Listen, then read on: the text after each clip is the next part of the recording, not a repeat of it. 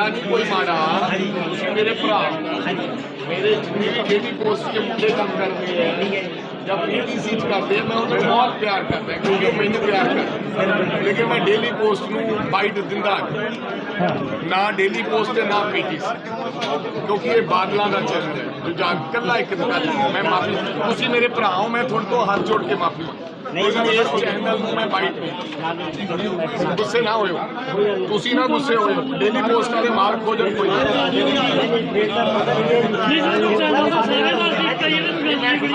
मेरा पंजाब के असूल है पर मैं आपके भरा को माफी मंगता पर मैं दिंदा नहीं हूँ क्योंकि वो गलत खबर बड़ा मालक है मालक गलत खबर दे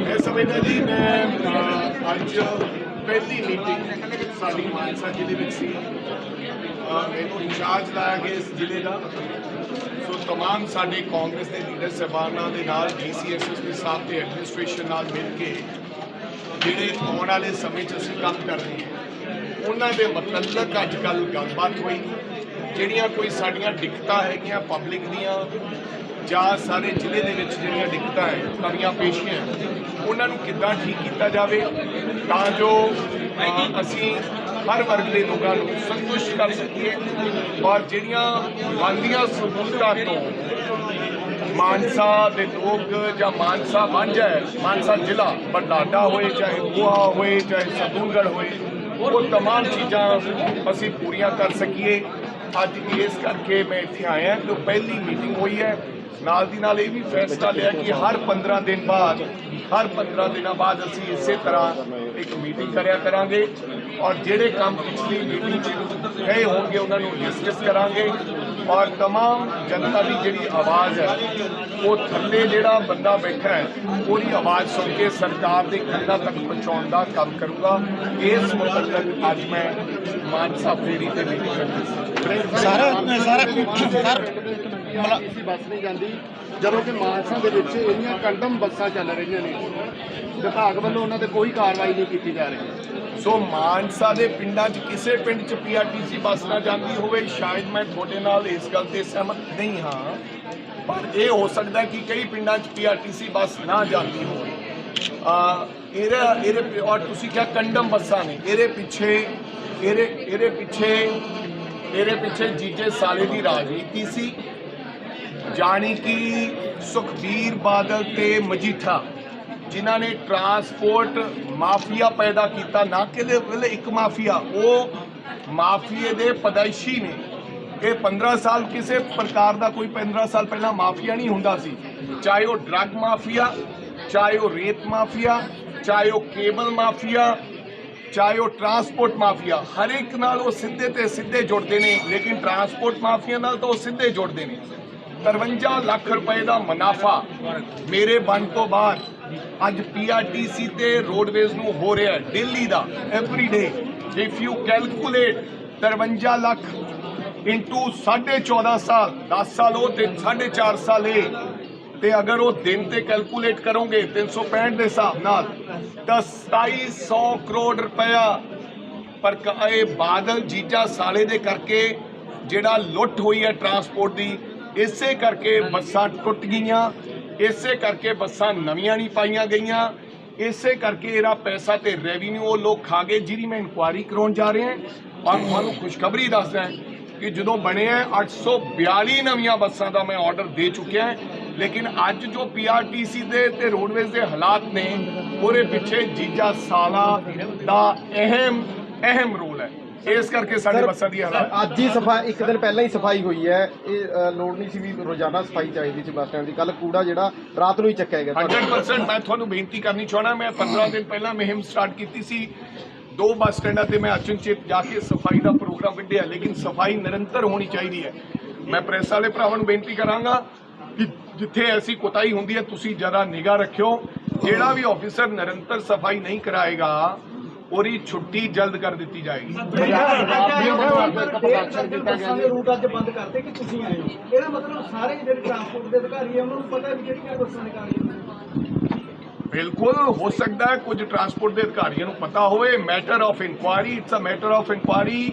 ਇਹਦੀ ਮੈਂ ਇਨਕੁਆਇਰੀ ਕਰ ਰਿਹਾ ਹਾਂ ਕਿ ਜਿਹੜੇ ਵਿਅਕਤੀ ਕਿਹੜੇ ਆਫੀਸਰ ਇਹਨਾਂ ਲੋਕਾਂ ਨਾਲ ਮਿਲੇ ਹੋਏ ਸਨ, ਉਹਨਾਂ ਨੂੰ ਨੈਚੁਰਲੀ ਜਿੱਥੇ ਜਾਣਾ ਹੈ ਉਹਨਾਂ ਨੂੰ ਪਤਾ ਲੱਗ ਜਾਂਦਾ। ਥੋੜਾ ਪ੍ਰਾਈਵੇਟ ਟਰਾਂਸਪੋਰਟਰ, ਮੈਂ ਨਹੀਂ ਕਹਿੰਦਾ ਮੇਰੇ ਸਾਰੇ ਆਫੀਸਰ, ਹੋ ਸਕਦਾ ਹੈ ਕੁਝ ਮੁਲਾਜ਼ਮ ਮਿਲੇ ਹੋਣ, ਲੇਕਿਨ ਮੈਂ ਉਹਨਾਂ ਨੂੰ ਇੱਕ ਬਾਰ-ਬਾਰ ਇਹ ਕਹਾਂਗਾ ਕਿ ਬਿਲਕੁਲ ਹਟ ਜਾਓ, ਜ਼ੀਰੋ ਟੋਲਰੈਂਸ ਰਹੇਗੀ।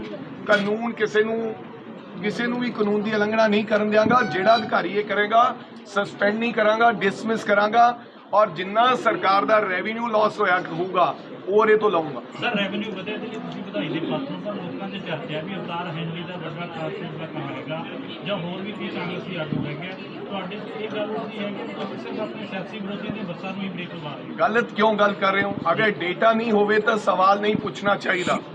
150 ਤੋਂ ਜ਼ਿਆਦਾ ਕੰਪਨੀਆਂ ਦੀਆਂ ਬੱਸਾਂ ਬੰਦ ਨੇ। ਕਰਤਾਰ ਦੀਆਂ 4 ਬੱਸਾਂ ਇੰਪਾਊਂਡ ਕੀਤੀਆਂ ਗਈਆਂ, ਕਾਂਗਰਸੀਆਂ ਦੀਆਂ ਡਿੰਪਾ ਜੀ ਦੀਆਂ 3 ਬੱਸਾਂ ਇੰਪਾਊਂਡ ਕੀਤੀਆਂ ਗਈਆਂ, ਕਿੱਕੀ ਢਿੱਲੋਂ ਦੀਆਂ ਗ੍ਰੀਨ ਬੱਸ ਸਰਵਿਸ ਹੈ 4 ਬੱਸਾਂ ਇੰਪਾਊਂਡ ਕੀਤੀਆਂ ਗਈਆਂ, ਔਰ 150 ਐਸੀ ਕੰਪਨੀਆਂ ਜਿਨ੍ਹਾਂ ਦੀਆਂ ਬੱਸਾਂ ਇੰਪਾਊਂਡ ਕੀਤੀਆਂ ਗਈਆਂ। ਇਹ ਕੇਵਲ ਕਿਸੇ ਕੋਲੇ ਕੋਈ ਮੁੱਦਾ ਨਹੀਂ ਹੈ, ਇਹ ਅਕਾਲੀ ਦਲ ਕੋਲੇ ਕੋਈ ਮੁੱਦਾ ਨਹੀਂ ਹੈ, ਇਸ ਕਰਕੇ ਉਹ ਇਸ ਮੁੱਦੇ ਨੂੰ ਉਛਾਲ ਰਹੇ ਹੈ।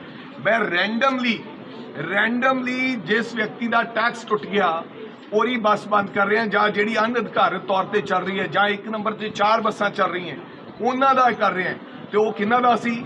ਉਹ ਇਹਨਾਂ ਲੋਕਾਂ ਦੀਆਂ ਜ਼ਿਆਦਾ ਬੱਸਾਂ ਦਾ ਨਜ਼ਰ ਆ ਰਿਹਾ, ਕਿਉਂਕਿ ਫਲੀਟ ਇਹਨਾਂ ਦੀਆਂ ਵੱਡੀਆਂ 400 ਬੱਸਿਸ ਉਹਨਾਂ ਦੀਆਂ ਜੀ। ਵਿਦਿਆਰਥੀਆਂ ਵੱਲੋਂ ਵੀ ਪ੍ਰਦਰਸ਼ਨ ਕੀਤਾ ਗਿਆ, ਉਹਨਾਂ ਦਾ ਕਹਿਣਾ ਕਿ ਕਾਲਜ ਦੇ ਅੱਗੇ ਪੀਆਰਟੀਸੀ ਬੱਸ ਨਹੀਂ ਰੁਕਦੀ, ਜਿਸ ਕਾਰਨ ਜਿਹੜੀਆਂ ਲੜਕੀਆਂ ਨੇ ਉਹਨਾਂ ਨੂੰ ਪਰੇਸ਼ਾਨੀ ਹੁੰਦੀ ਹੈ। ਅੱਜ ਵਿਦਿਆਰਥੀਆਂ ਨੇ ਪ੍ਰਦਰਸ਼ਨ ਸੋ ਮੈਨੂੰ ਕਿਸੇ ਨੇ ਇਸ ਬਾਰੇ ਦੱਸਿਆ ਨਹੀਂਗਾ, ਪਰ ਉਹ ਵਿਦਿਆਰਥੀਆਂ ਨਾਲ ਮੈਂ ਸਹਿਮਤ ਹਾਂ। ਅਗਰ ਬੱਸ ਨਹੀਂ ਰੁਕਦੀ ਤਾਂ ਕੱਲ ਤੋਂ ਰੁਕਣ ਲੱਗਾਂਗੇ। ਕਾਰਨ ਬਣਦਾ ਤੁਸੀਂ ਬਹੁਤ ਵਧੀਆ ਕੰਮ ਕਰ ਰਹੇ ਹੋ, ਕਾਬਲ ਠੀਕ ਹੈ। ਜਿਹੜੀਆਂ ਫੂਡ ਵਾਲੀਆਂ ਜਿਵੇਂ ਖਾਸ ਕਰ ਤੂੜੀ ਵਾਲੀਆਂ ਟਰਾਲੀਆਂ ਹੁੰਦੀਆਂ, ਟਰਾਂਸਪੋਰਟ ਮਹਿਕਮੇ ਇਹਨਾਂ ਤੇ ਨੱਥ ਪਾ ਰਿਹਾ ਕੁਝ ਯਾਰ ਭੋਗ ਵਾਲੀਆਂ ਟਰਾਲੀਆਂ ਤੋਂ ਤਾਂ ਬੜਾ ਮਾੜਾ ਹਾਲ ਹੈ, ਬਿਲਕੁਲ ਮੈਂ ਤੁਹਾਡੇ ਨਾਲ ਜਾਇਜ਼ ਹੈ, ਬਟ ਹਜੇ ਤੱਕ ਮੈਂ ਇਹਦੇ ਬਾਰੇ ਗੌਰ ਨਹੀਂ ਫਰਮਾਈ ਸੀ, ਕਿਉਂਕਿ ਮੈਂ ਤਾਂ ਹਮੇਸ਼ਾ ਸੱਚੀ ਗੱਲ ਕਰਨ ਵਾਲਾ ਵਿਅਕਤੀ ਹਾਂ। ਪਰ ਅੱਜ ਤੁਸੀਂ ਮੇਰੇ ਧਿਆਨ 'ਚ ਲਿਆਂਦਾ 100%, ਕਿਉਂਕਿ ਉਹ ਐਕਸੀਡੈਂਟ ਦਾ ਕਾਰਨ ਬਣਦੀਆਂ ਭੋਂਗਾ ਦੀਆਂ ਟਰਾਲੀਆਂ, ਧੁੰਦ ਦੇ ਵਿੱਚ ਬੜਾ ਨੁਕਸਾਨ ਹੁੰਦਾ, ਇਹਨਾਂ ਤੇ ਰੋਕਥਾਮ ਜ਼ਰੂਰ ਕਰਾਂ। ਯੂਪੀ ਸੀਐਮ ਨੂੰ ਹਟਾਉਣ ਦੇ ਵਿੱਚ ਇਕੱਲਾ ਬੇਅਦਬੀ ਤੇ ਨਸ਼ਿਆਂ ਦਾ ਮੁੱਦਾ ਸੀਗਾ, ਲੇਕਿਨ ਸੀਐਮ ਨੂੰ ਹਟਾਉਣ ਤੱਕ ਹੀ ਸੀ, ਉਸ ਤੋਂ ਬਾਅਦ ਮੁੜ ਕੇ ਕੀ ਕਾਰਵਾਈ ਉਹਦੇ ਤੇ ਹੋ ਰਹੀ ਹੈ? ਤੁਹਾਨੂੰ ਕੀ ਪਤਾ ਹੈ ਕਿ ਮੁੱਦਾ ਨਹੀਂ ਸੀਗਾ, ਹਰ ਚੀਜ਼ ਦਾ ਕੰਮ ਚੱਲ ਰਿਹਾ ਹੈ, ਹਰ ਚੀਜ਼ ਦੇ ਪਿੱਛੇ ਹਰ ਮੰਤਰੀ ਲੱਗਿਆ ਹੋਇਆ, ਔਰ ਚਾਹੇ ਉਹ ਬੇਅਦਬੀ ਦਾ ਮੁੱਦਾ ਸੀ, ਚਾਹੇ ਨਸ਼ੇ ਦਾ, ਉਹਦੇ ਤੇ ਵੀ ਪ੍ਰੋਸੀਡਿੰਗਸ ਜਿਹੜੀਆਂ ਕੋਰਟ ਦੇ ਅੰਦਰ ਮਸਲਾ ਹੈ, ਔਰ ਬਿਲਕੁਲ ਮੇਰਾ ਖਿਆਲ ਸਰਕਾਰ ਤੇ ਜਿਹੜੇ ਲੋਕ ਨੇ ਉਹ ਆਪਦਾ ਕੰਮ ਕਰ ਰਹੇ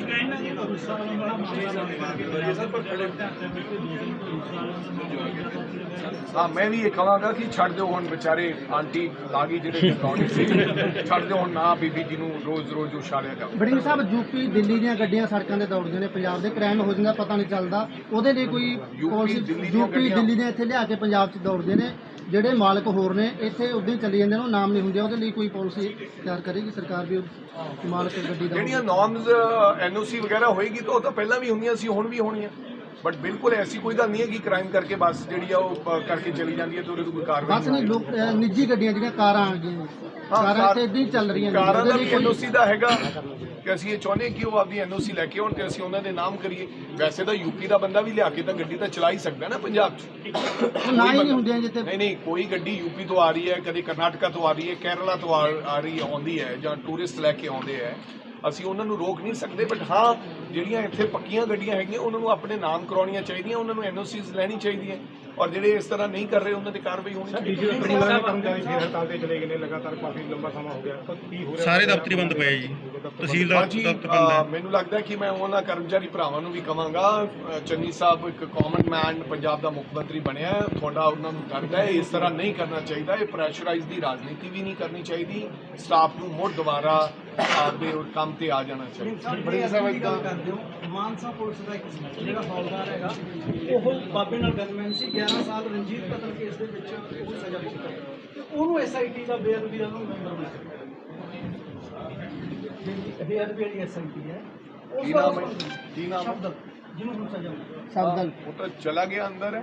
ਚਲਾ ਤਾਂ ਗਿਆ ਜੀ, ਪਰ ਬੇਅਦਬੀ ਕਾਂਡ ਦੇ ਵਿੱਚ ਪਿਛਲੇ 2-3 ਸਾਲਾਂ ਤੋਂ ਉਹ ਮੈਂਬਰ ਸੀ। ਜਾਂਚ ਦੇ ਵਿੱਚ ਬੰਦਾ ਰਿਹਾ ਜਾਂਦਾ ਪੱਕਾ ਪਤਾ ਹੈ ਤੁਹਾਨੂੰ? ਹਾਂਜੀ ਪੱਕਾ ਪਤਾ ਹੈ ਕਿ ਐਵੇਂ ਹੀ ਕਹਿ ਰਹੇ ਨਹੀਂ ਪਰ ਮੈਂ on ਕਹਿੰਦਾ record ਜੀ। ਮੈਂ ਸੁਣਿਆ ਨਹੀਂ। 92 ਦੇ ਵਿੱਚ ਭਰਤੀ ਹੋਇਆ ਜੀ, 97 ਦੇ ਵਿੱਚ ਇੱਥੇ ਆਇਆ ਤੇ 97 ਚੋਂ 92 ਦਾ ਗਿਆ। ਤੇ ਸਿੰਘ ਦਾ ਮੈਂਬਰ ਕਿਵੇਂ ਬਣਿਆ ਉਹ ਖੱਟੜਾ ਜੀ ਨੂੰ ਪੁੱਛੋ ਜੀ, ਔਨ ਰਿਕਾਰਡ ਲੈਟਰ ਲੱਗਿਆ ਹੋਇਆ। ਮੈਨੂੰ ਇਸ ਬਾਰੇ ਜਾਣਕਾਰੀ ਨਹੀਂ ਹੈ। ਜਿਸ ਚੀਜ਼ ਦੀ ਮੈਨੂੰ ਜਾਣਕਾਰੀ ਨਾ ਹੋਵੇ ਉਹਦੇ ਤੇ ਟਿੱਪਣੀ ਕਰਨਾ ਮੈਂ ਮੁਨਾਸਿਬ ਨਹੀਂ ਸਮਝਦਾ। ਅਗਰ ਉਹਨੂੰ ਕਿਸੇ ਨੇ ਐਸੇ ਵਿਅਕਤੀ ਨੂੰ ਬਣਾਇਆ ਗਿਆ ਤਾਂ ਬੇਹੱਦ ਮਾੜੀ ਗੱਲ ਹੈ। ਬੜੀ ਸਰ ਇਮਾਨਦਾਰ ਕਨੈਕਟਰਾਂ ਨੂੰ ਸਨਮਾਨਿਤ ਕੀਤਾ ਜਾਂਦਾ ਸੀ ਬਹੁਤ ਟਾਈਮ ਪਹਿਲਾਂ। ਸ਼ੁਰੂ ਕਰ ਦਿੱਤਾ ਹੈ ਜੀ। ਅੱਛਾ ਹੁਣ ਅਸੀਂ ਸ਼ੁਰੂ ਕਰਤਾ ਹੈ ਕਿ ਕੱਲ ਜਿਹੜੀ ਮੈਂ ਰਿਪੋਰਟ ਕਾਰਡ ਪੇਸ਼ ਕੀਤਾ ਉਹਦੇ ਵਿੱਚ ਮੈਂ ਦੱਸਿਆ ਕਿ ਇਮਾਨਦਾਰ ਕਨੈਕਟਰਾਂ ਨੂੰ ਆਉਣ ਵਾਲੇ ਸਮੇਂ ਦੇ ਵਿੱਚ ਅਸੀਂ ਹਰ 15 ਦਿਨਾਂ ਬਾਅਦ ਸਨਮਾਨਿਤ, ਨਾਟ ਓਨਲੀ ਇਮਾਨਦਾਰ ਕਨੈਕਟਰਸ, ਇਵਨ ਡਰਾਈਵਰ ਜਿਨ੍ਹਾਂ ਵਧੀਆ ਬੱਸੇ ਚਲਾਉਂਦੇ ਆ ਉਹਨਾਂ ਨੂੰ ਅਸੀਂ ਸਨਮਾਨਿਤ ਕਰਾਂਗੇ। ਘੇਰਾ ਆਰਟੀਐਸ ਸਾਰਾ ਘੇਰਾ ਨਹੀਂ, ਪਹਿਲਾਂ ਜੀਐਮ ਕਿਤੇ ਚੈਕਿੰਗ ਨਹੀਂ ਕਰ ਸਕਦਾ ਸੀ। ਤੁਸੀਂ ਉਲਟਾ ਮੈਨੂੰ ਸ਼ਾਬਾਸ਼ ਦਿਓ ਸਾਡੇ ਮਹਿਕਮੇ ਨੂੰ। ਜੀਐਮ ਕੱਲਾ ਅੱਡਾ ਵੇਖਣ ਵਾਸਤੇ ਹੁੰਦਾ ਸੀ। ਅਸੀਂ ਹੁਣ ਅਧਿਕਾਰ ਦਿੱਤਾ ਹੈ ਜੀਐਮ ਨੂੰ ਕਿ ਉਹ 500 ਮੀਟਰ ਦੇ ਦਾਇਰੇ 'ਚ ਜਾ ਕੇ ਚਲਾਨ ਵੀ ਕੱਟ ਸਕਦਾ ਹੈ। ਇਹ ਆਰਟੀਏ ਕੋਲੇ ਅਧਿਕਾਰ ਹੈ ਜਾਂ ਐਸਡੀਐਮ ਕੋਲੇ ਅਧਿਕਾਰ ਸੀ, ਡੀਟੀਓਸ ਕੋਲੇ। ਸੋ ਜਿੱਥੇ ਵੀ ਕਈ ਵਾਰੀ ਕੋਈ ਹੀਰਾ ਫੇਰੀ ਅੱਡੇ ਦੇ ਨੇੜੇ ਹੁੰਦੀ ਹੈ ਤਾਂ ਜੀਐਮ ਵੀ ਉਹਨਾਂ ਨੂੰ ਇੰਪਾਵਰ ਕਰ ਸਕਦਾ ਹੈ। ਆਮਦਨ ਵਧੀ ਹੈ ਜੀ ਹੁਣ ਜਦੋਂ 53 ਲੱਖ ਰੁਪਇਆ। ਬੜੇ ਸਾਹਿਬ ਹੁਣ ਆਮਦਨ ਵਧੀ ਆ, ਪਹਿਲਾਂ ਆਮਦਨ ਵਧੀ, ਕਿਹਨੂੰ ਜਿਹੜਾ ਜ਼ਿੰਮੇਵਾਰ ਠਹਿਰੇ ਹੋਣਾ ਤੁਸੀਂ ਇਹਨਾਂ ਹੁਣ ਆਮਦਨ ਜਿਹੜੀ ਵਧੀ ਹੈ? ਜਿਹੜੇ ਲੋਕ ਪਹਿਲਾਂ ਕੰਮ ਕਰਦੇ ਸੀ ਉਸ ਤਮਾਮ ਲੋਕ ਜ਼ਿੰਮੇਦਾਰ ਹੈ। ਕਿਉਂ ਨਹੀਂ ਆਮਦਨ ਪਹਿਲਾਂ ਵਧੀ? ਸਰ ਉਹਦੇ 'ਚ ਰੌਣਕ ਚੌਧਰੀ ਵੀ ਸ਼ਾਮਲ ਨੇ। ਅਰੁਣਾ ਚੌਧਰੀ ਨੇ ਕਾਫੀ ਕੰਮ ਕੀਤਾ ਟਰਾਂਸਪੋਰਟ ਮਹਿਕਮੇ ਦੇ ਵਿੱਚ। ਮੈਂ ਤੁਹਾਨੂੰ ਇਹ ਨਹੀਂ ਕਹਿਣਾ ਚਾਹਾਂਗਾ, ਹਰ ਬੰਦੇ ਦਾ ਸਟਾਈਲ ਆਫ ਵਰਕਿੰਗ ਡਿਫਰੈਂਟ ਹੁੰਦਾ ਹੈ। ਸਰ ਇੱਕ ਬਠਿੰਡਾ ਦੀ ਮੈਂ ਗੱਲ ਕਰ ਰਹੀ ਸੀ, ਸਿਟੀ ਬੱਸਾਂ ਚੱਲੀਆਂ ਸੀ ਬਠਿੰਡਾ ਤੇ ਵੱਡੀਆਂ, ਸਿਰਫ 2 ਸਾਲ ਔਨ ਰੋਡ ਰਹੀਆਂ ਤੇ ਇਸ ਟਾਈਮ ਕਵਾੜ ਸਿਟੀ ਬੱਸਿਸ ਸਾਡੇ ਅੰਡਰ ਨਹੀਂ ਹੈ, ਉਹ ਬਠਿੰਡਾ ਕਾਰਪੋਰੇਸ਼ਨ ਦੀਆਂ ਬੱਸਿਸ ਹੈ, ਨਾਟ ਸਾਡੀਆਂ। ਕੋਈ ਟਰਾਂਸਪੋਰਟ ਦੀ ਬੱਸ ਨਹੀਂ ਹੈ। ਸੋ ਬਠਿੰਡਾ ਡਿਪੂ ਦੇ ਅੰਦਰ ਲੱਗ ਨਹੀਂ, ਉਹ ਬਠਿੰਡਾ ਡਿਪੂ ਦੇ ਅੰਦਰ ਲੱਗ ਗਈਆਂ ਕਿਉਂਕਿ ਉੱਥੇ ਜਗ੍ਹਾ ਦੇਖ ਕੇ ਲੱਗ ਗਈਆਂ ਹੋਣੀਆਂ। ਅਦਰਵਾਈਜ਼ ਜਿੰਨੀਆਂ ਵੀ ਸਿਟੀ ਬੱਸਿਸ ਹੈ ਉਹ ਨਹੀਂ, ਉਹ ਮੇਰਾ ਫਿਰ ਮੈਂ ਤੁਹਾਨੂੰ ਕਹਿ ਰਿਹਾ ਹਾਂ ਕਿ ਉਹ ਸਾਡੇ ਅਧਿਕਾਰ ਖੇਤਰ 'ਚ नहीं है।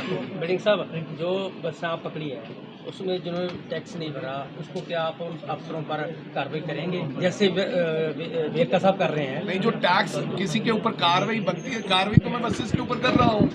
सर जो अफसरों को मालूम था उन्होंने बिना परमिट के बसें चलने दी, टैक्स नहीं लिया, फिर भी बसें चलने दी, क्या वो रिस्पॉन्सिबल नहीं है? मैंने कहा कि नहीं, टैक्स के लिए तो वो रिस्पॉन्सिबल नहीं है क्योंकि बार बार उनको चिट्ठी लिखी जाती थी। वो कहीं ना कहीं बहाना मार के, कोरोना का बहाना, कहीं और बहाना,